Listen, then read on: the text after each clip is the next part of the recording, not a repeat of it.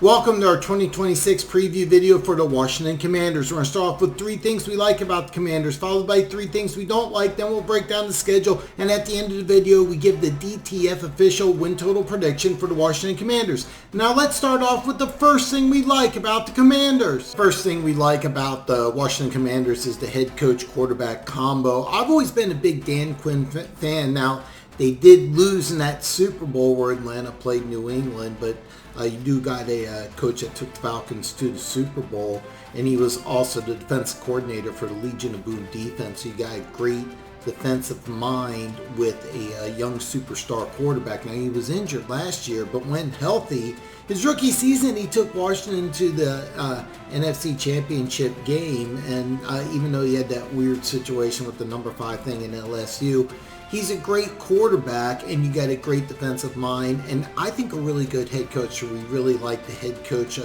quarterback combo there.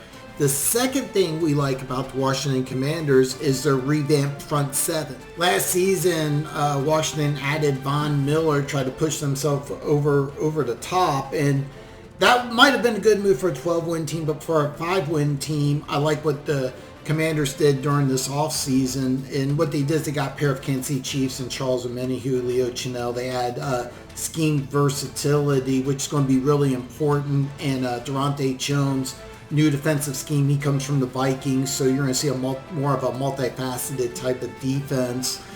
Tim Settle is going to be on the inside, and you also got edge rushers, Kavion Chase and Odafe Owa. So you've got a lot more speed and guys that can do different things on this front 7. But then you draft Sonny Styles, just a freak show of nature, as your middle linebacker. Now, hopefully he gets up acclimated to what probably going to be a complex system here. But if nothing else, this front 7 is faster, younger, and way more athletic, and also versatile, which is really, really important in this defense, because you're going to see something different than you saw last year defensively.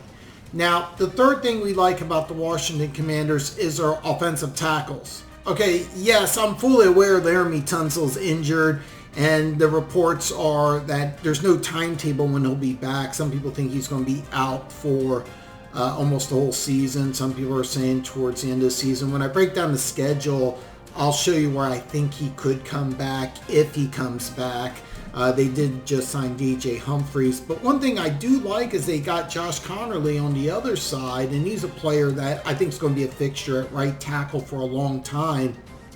And then when Tunsil does come back, you got potential for Pro Bowl bookends on each side. It's a lot easier to get guys on the inside than it is for the outside. One thing about Laremy Tunsil is that he is a Pro Bowl left tackle. Granted, he may miss almost the whole season, or he could come back later, and when we break down the schedule, I'll go over that in a little more detail. But I love the fact that you got your bookend set. They just signed DJ Humphries, so he'll be left tackle until Tunsil comes back. But if Tunsil does come back late in the year, I think you'll be okay on the bookends. It's always easier to fix your interior. Just to recap the 3 things that we like about the Washington Commanders is we like the head coach quarterback combo, the revamped front 7, and even without Laremy Tunsil being out, we still like the tackles. Now, 3 things about the Washington Commanders we don't like. The first thing we don't like about the Commanders is the interior offensive line, and I could actually say the offensive line in general with Tunsil being out. But this offseason, I thought that after Jaden Daniels missed most of the season, that the smart thing to do would be to really upgrade that interior. Now, I like Sam Cosmi, but I thought he was going to be a really good right tackle, so they had to trade back into the first round to get Dan Conerly and then find a place for Cosmi and move them inside. And he's not been a bad player, but I really expected Washington, with all the money they spent on free agency, to really upgrade the interior. I mean, Laremy Tunsil got injured in preseason. I'm not blaming Washington for that, but I really expected Washington to go ahead and improve the interior of the offensive line, which they didn't. And I thought it was look at the division that you're in. I mean, Philly has a couple tackles he spent, I think it's something like $240 million on combined. So fix the interior of the offensive line, something I would have liked to see them do. The second thing we don't like about the Commanders is their offensive weapons. Last year, after a holdout, Terry McLaurin had his worst season, and he missed about 7 games last year. So you have a guy that held out, got injured, and then when he did play, he wasn't the same guy. And now he's 30. So he's the number 1 receiver. The last two, or the top 2 receivers from the previous year are gone. They did bring in Stephon Diggs, but he turns 33 in November. And then per ESPN and our lads, Luke McCaffrey, who had 11 catches, 203 yards, and 3 touchdowns. He's the number 3 receiver, 29 catches in his first 2 seasons. That doesn't really inspire a lot of confidence. Now, they did get one of my favorite players in Rachaad White, who I think is an excellent change of pace back, but not really a bell cow running back. And bottom line, this is a bottom 10 skill position team. Now, Antonio Williams, a 3rd round pick out of Clemson, does have some promise. How quickly is he going to take to get into that starting role? I think if he becomes the starter over McCaffrey, you got some possibilities, but even with him entering starting lineup, this skill position talent is just really lacking on this team.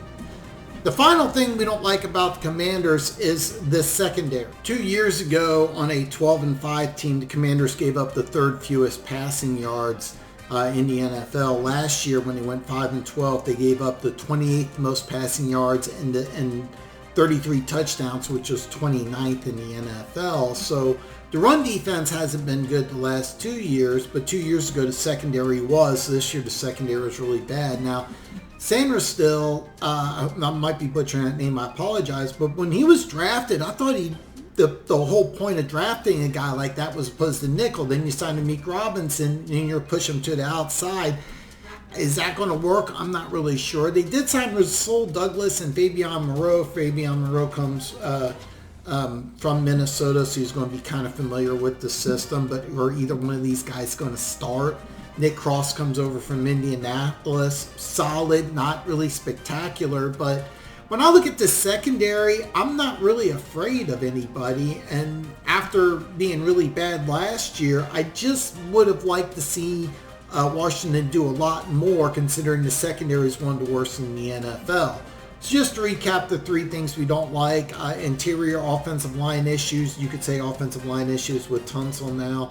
Offensive weapons, and I have questions about their secondary. Now, let's take a look at the Washington Commanders schedule. Now, the first thing I look at when I break down a schedule is when is the bye week. You see, you have a week 7 bye. Now, I talked about Laremy Tunsil coming back. Could he come back week 7? Now, if he can't come back week 7, I'm looking at week 11, where you have a Thursday night game at New York and then the Monday night game at home against the Bengals. Another possibility would be week 14. Now, a lot of this has to do with how Washington is doing. If he can't come back week 7 and you're waiting towards week 11, if you're at 2 or 3 wins, you shut him down for the year at that point. If you could get him back at week 14, where are you at record-wise? That has a lot to do with it. Now, this schedule starts off brutal. Your first 2 games are on the road, Philly and Dallas. You're going against NFC East opponents. So what your goal is to try to steal one of those games. Then you have a home game against Seattle.